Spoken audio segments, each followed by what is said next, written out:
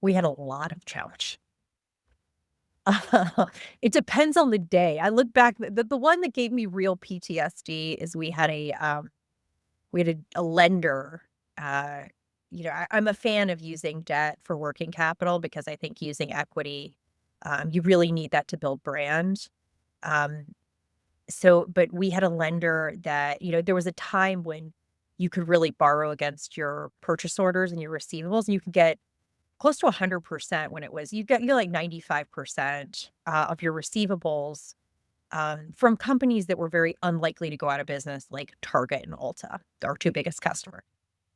And we had a lender who, right around the time that Silicon Valley Bank went under, um, very, very quickly they went out of business.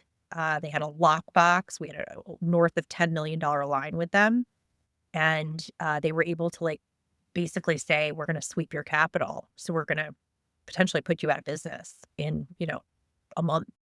And so we had to refi that in a terrible credit market. Terrible, terrible. And it was it was crazy. The business was growing. We had great customers, and all of a sudden, we lost an extraordinary amount of capital overnight. Um, and it had nothing to do with us. It wasn't we had been a good customer of theirs. Lots of their customers had been good customers, but they it's a long story, but they had sort of been mismanaged, and there was a this actually happened to a lot of companies during that time.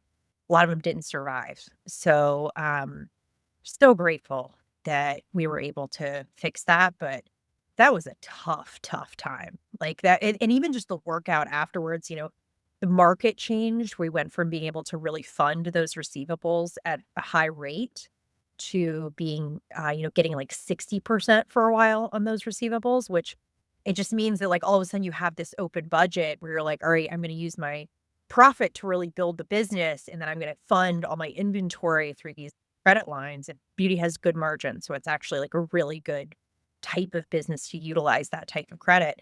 To all of a sudden, like, wait, I can't even like really purchase order financing. Like, I don't wanna say it went away overnight, but it just became like it became like a persona non grata. Like, a lot of funds didn't do it anymore. They sort of stepped away from it, and, so that was a massive learning experience, both from, like, a financial structuring and um, also from a risk mitigation standpoint. It's just not something that a CEO prepares themselves for, right? You don't wake up in the morning and go like, I hope like 4 major banks don't go out of business. Like, that won't happen.